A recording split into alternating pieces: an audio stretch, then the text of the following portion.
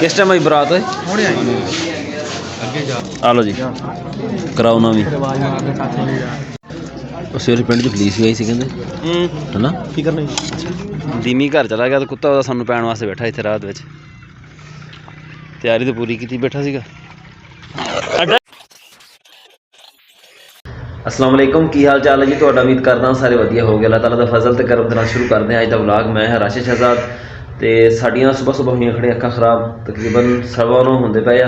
साडा इरादा सीगा पहलों खेत जाण दा क्योंकि वापस आके असीं एक शादी है वो अटेंड करनी है पर जो मैं टाइम देखा मैं भी ये तो खेत चला गया ना तो वापस आते आते देर हो जानी है तो शादी जी वो रह नहीं। शादी जाने तो पहले ना असीं खत वगैरह कराना तो कटिंग शटिंग करानी है पहलों वो करा के आने मुड़ के आके शादी अटेंड कर रहे हैं। जे तुसीं हजे तक सारे चैनल में ज्वाइन नहीं किया तो जल्दी ना सबसक्राइब कर लो तो बैल आइकन जरूर प्रेस कर लो।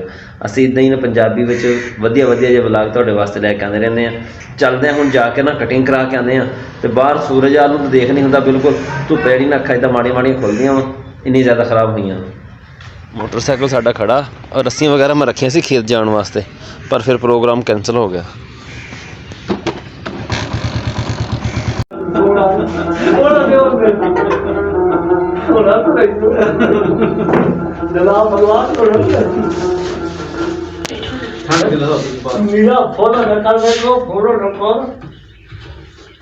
दावत जाने वास्ते तैयार सी हो गए पर बरात हजे तक कोई नहीं हैगी। लड़की की शादी है तो बरात आने तो पहले उन्हें पटाखे वगैरह छड्डणगे पता लग जाएगा पर असीं उस तो पहलों जाना वा जाके बरात के इस्तकबाल शामिल होना।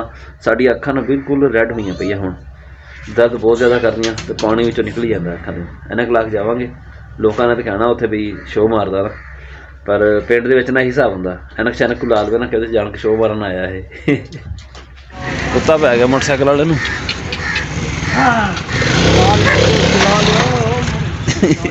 सानू ना पै जाए हुण किते।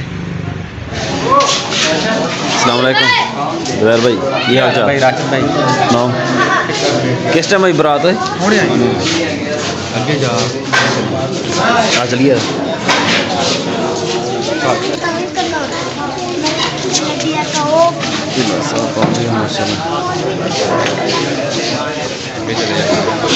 बस ठीक ज़ुबैर आज शामी मिलांगे आप ठीक है ना।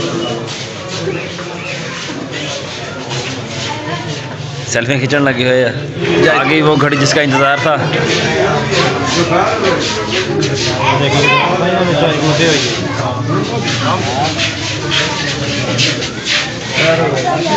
निकाह तो बाद पैकटां की तकसीम जारी है। अलहमदुलिल्लाह निकाह हो गया। हुण असीं जांदे पए उधर जिथे खाना खवाना वा।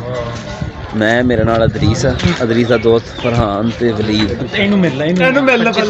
ये भाई रिसेंटली शादी हुई है तकरीबन हफ्ता होया। फरहान भाई 15 दिन हो गए 2 हफ्ते हो गए। वो एक बंदा सद्या है तुहाडे चों तू किधर आया है? जिहड़ी दावत होवे इस हवेली च तुसीं उत्थे पहुंचना हुंदा वा हैं? यार खान देगा तो नहीं हो जाएगा गुजारा। तुसीं तो हुण हिलदे नहीं पे बई नवीं बरात आवे ते पाई है।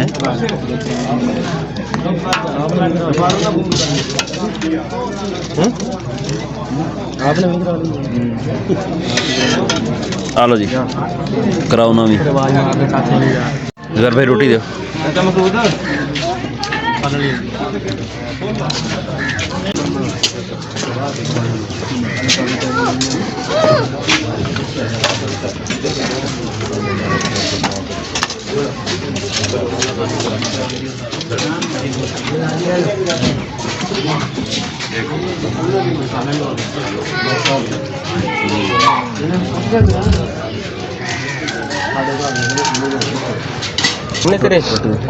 अच्छा हफ्ते हो गए सब्सक्राइब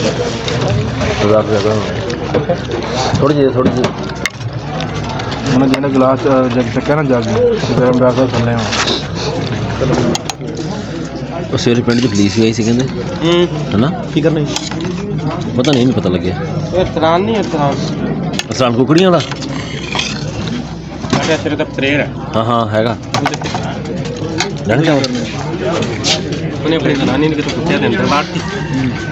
उन्हें फोन करता है मेरा असद लेट हो गया असली फायदा है लेट होने का।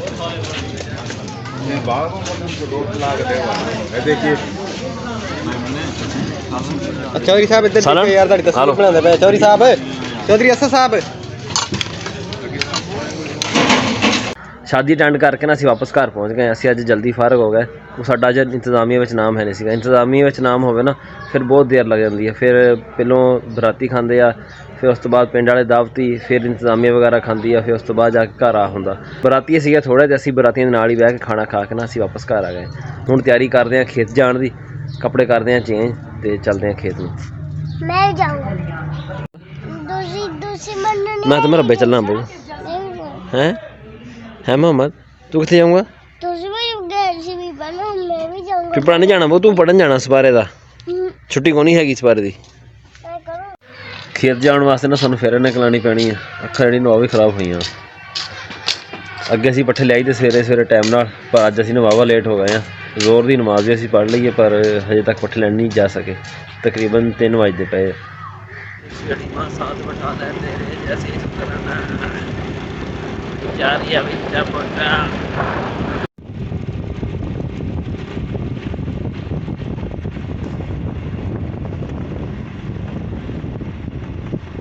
बकरियां कहीं पर होंगी और चराने वाला कहीं पर।